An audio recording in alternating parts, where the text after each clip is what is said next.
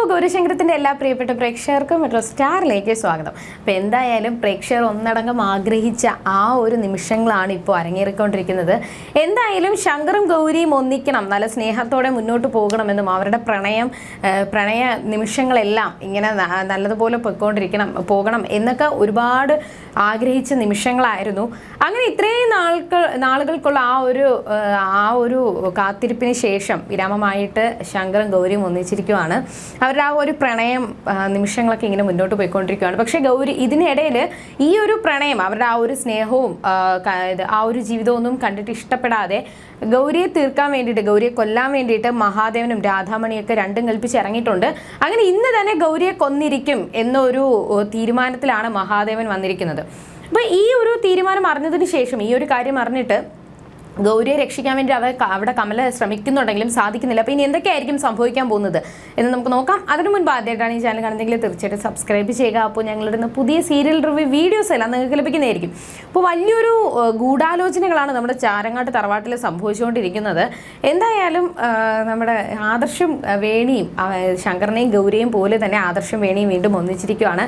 വേണിയുടെ ആ ഒരു മാറ്റം കണ്ടിട്ട് ആദർശ് കണ്ണ് തള്ളി നല്ല സ്നേഹത്തോടെ വേണിയോട് പെരുമാറുകയും അവർ ഒപ്പം പുറത്ത് കറങ്ങാൻ വേണ്ടി പോകുന്ന ഒരു തയ്യാറെടുപ്പിലാണ്. അങ്ങനെ പോകുന്ന സമയത്ത് ഓരോ ചുമ്മാ ആരതിയൊക്കെ തന്നെ അവരെ കളിയാക്കുകയും അങ്ങനെ സന്തോഷ നിമിഷങ്ങളൊക്കെ നടന്നുകൊണ്ടിരിക്കുമ്പോഴാണ് മിഥുൻ വിളിക്കുന്നത്.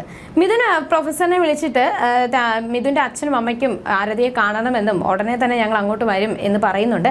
അങ്ങനെ അടുത്ത ഞായറാഴ്ച തന്നെ മിഥുൻ ആരതിയെ കാണാൻ വേണ്ടിയിട്ട് മിഥുൻ്റെ വീട്ടുകാരും വരുന്നുണ്ട്. അപ്പോൾ ആ ഒരു സന്തോഷത്തിലാണ് നമ്മുടെ ആരതിയും കുടുംബവും വേണിയും ആദർശവും ഒക്കെ. അങ്ങനെ ആ ഒരു സന്തോഷമൊക്കെ ഇങ്ങനെ നിൽക്കുന്ന സമയത്ത് നമ്മുടെ നമ്മുടെ ഗൗരിയാണെങ്കിൽ ചാരങ്ങാട്ട് അടുക്കളയിൽ നല്ല പണിയാണ്, എല്ലാ ജോലിയും. കമലയെ ബുദ്ധിമുട്ടിക്കാതിരിക്കാൻ വേണ്ടിയിട്ട് എല്ലാ ജോലികളും എടുത്ത് ചെയ്യുന്ന സമയത്താണ് കമല വെപ്രാളത്തോടെ ഓടി വരികയും ഗൗരിയോട് കാര്യങ്ങൾ തുറന്നു പറയാനായിട്ട് സാധിക്കുന്നില്ലെങ്കിൽ പോലും ഇവിടെ ജീവൻ ആപത്താണ്, അതുകൊണ്ട് എത്രയും പെട്ടെന്ന് നീ പോയി കഴിഞ്ഞാൽ അത്രയും നല്ലതാണ്, എത്രയും പെട്ടെന്ന് ഇവിടെ നിന്ന് പോയിക്കോ, എല്ലാവരും നമ്മൾ വിചാരിക്കുന്നത് പോലെയൊന്നും അല്ല, പലരുടെയും മുഖങ്ങൾ ഇങ്ങനെയൊന്നും അല്ല, എല്ലാം മുഖംമൂടിയും വീഴും, അതുകൊണ്ട് ജീവൻ ആപത്താണ് എന്നൊക്കെ പറഞ്ഞ് എല്ലാ കാര്യങ്ങളും തുറന്നു പറയാൻ സാധിക്കാതെ വിട്ട് പറഞ്ഞ് ഗൗരിയോ പറഞ്ഞ് മനസ്സിലാക്കാൻ വേണ്ടി ശ്രമിക്കുമ്പോൾ അവിടെ ഗൗരി ചോദിക്കുന്നുണ്ട്, ആരുടെ ജീവൻ ആപത്തിലാണ് എന്ന് കമലേട്ടത്തി തെളിച്ച് പറ എന്നൊക്കെ ചോദിക്കുമ്പോഴത്തേക്കും കമല പറയുന്നുണ്ട്, ഇവിടെ വേറെ ആരുടെയും ജീവനല്ല ആപത്ത് എന്ന് പറഞ്ഞ് ആ ഒരു ഗൗരിയുടെ കാര്യം പറയാനായിട്ട് തുടങ്ങിയതും അവിടെ രാധാമണി വന്ന് ചാടുന്നുണ്ട്. എന്നിട്ട് രാധാമണി വന്ന ഉടനെ തന്നെ കമലയ്ക്ക് ഒന്നും പറയാനായിട്ട് സാധിക്കുന്നില്ല. കമല പെട്ടെന്ന് ഞെട്ടിപ്പോയി ആ ഒരു ഫ്രീസായിട്ട് എല്ലാം ഐസായിട്ട് നിൽക്കുന്ന രീതിയിലാണ് കമല അവിടെ നിന്നത്.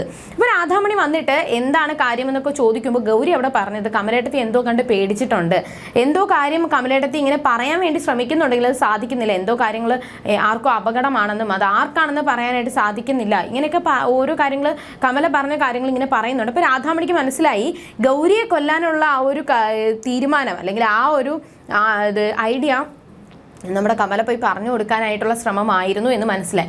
അപ്പോൾ അവിടെ നിന്ന് തടി തപ്പാൻ വേണ്ടിയിട്ട് രാധാമണി പറഞ്ഞത് ഇത് ഗർഭിണിയല്ലേ, അപ്പോൾ കുഞ്ഞിന് എന്തെങ്കിലും ആപത്ത് വരുമോ അങ്ങനെയൊക്കെ ഒരു ഭീതിയിലും ഭയമൊക്കെ ഉണ്ടായിരിക്കും ഇങ്ങനെ പ്രഗ്നൻസി ടൈമിൽ, അതുകൊണ്ടാണ് കമല ഇങ്ങനെ പറയുന്നത്, നീ എന്തെങ്കിലും റെസ്റ്റ് എടുക്കുക എന്ന് പറഞ്ഞ് കമല ഉന്തിത്തള്ളി റൂമിലോട്ട് വിടുന്നുണ്ട്.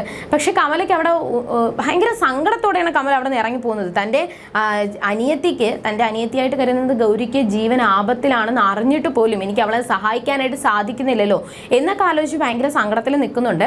അങ്ങനെ അതിനുശേഷം ഗൗരി അവിടെ ജോലി ചെയ്യുമ്പോൾ രാധാമണി തന്നെ മനസ്സിൽ പറയുന്നുണ്ട്, എന്തായാലും ഗൗരിയുടെ അവസാനത്തെ നാളാണ് ഇന്ന് ചാരങ്ങാട്ട് തറവാട്ടിൽ, ഇന്ന് തന്നെ നീ മരിച്ചിരിക്കും എന്ന് രാധാമണി മനസ്സിൽ പറയുന്നുണ്ട്.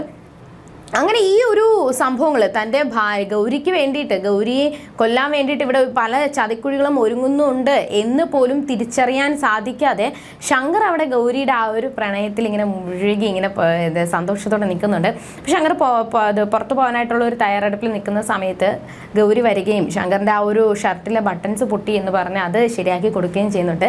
അപ്പോൾ വീണ്ടും ഗൗരിയെ കൊണ്ട് ഒന്നുകൂടി തയ്പ്പിക്കാൻ വേണ്ടിയിട്ട് അടുത്ത ബട്ടൺസും കൂടി ശങ്കർ വലിച്ചു പൊട്ടിക്കുകയാണ്. അങ്ങനെ അവരുടെ ആ ഒരു സന്തോഷ നിമിഷങ്ങൾ, അവരുടെ ആ ഒരു പ്രണയ നിമിഷങ്ങൾ മുന്നോട്ട് പോയിക്കൊണ്ടിരിക്കുന്നുണ്ട്.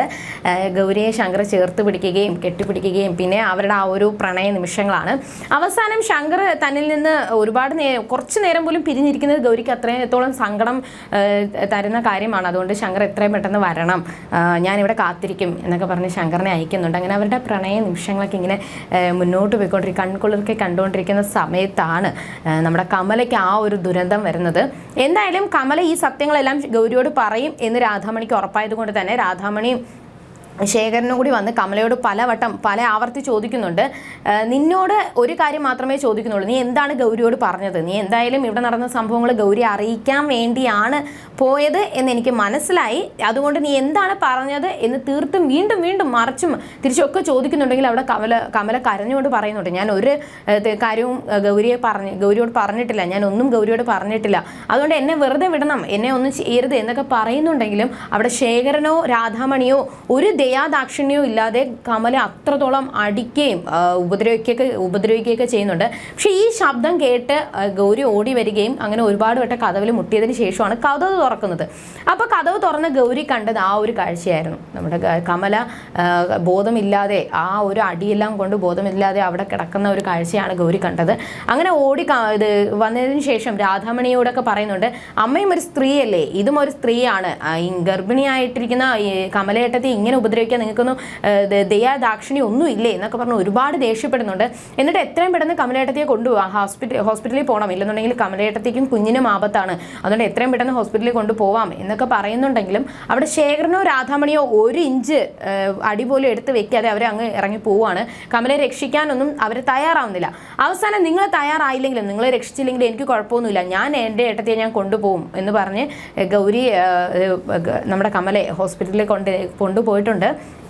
അങ്ങനെ ചികിത്സിച്ചതിന് ശേഷം അവിടെ നേഴ്സ് പറഞ്ഞത് കമലയുടെ BP ലോ ആയിക്കൊണ്ടിരിക്കുകയാണ്, അത് ആപത്താണ്, കുഞ്ഞിനും ആപത്താണ്, അതാണ് ഇത് ഭയങ്കരമായിട്ട് ടെൻഷനായിട്ടിരിക്കുന്നത് എന്നൊക്കെ ഗൗരിയോട് പറയുന്നുണ്ട്. അപ്പം ഇനി എനിക്ക് എന്തായാലും പിടിച്ചു നിൽക്കാനായിട്ട് സാധിക്കത്തില്ല, എന്തായാലും ശങ്കറിനെ വിളിക്കാം, ശങ്കറിനെ വിളിച്ചു കഴിഞ്ഞാൽ ശങ്കറും കൂടി ഉള്ളത് എനിക്കൊരു ധൈര്യമാണ് എന്ന് പറഞ്ഞ് ശങ്കറിനെ വിളിക്കുന്നുണ്ടെങ്കിലും ശങ്കർ കോൾ എടുക്കാൻ വേണ്ടി തയ്യാറാവുന്നില്ല.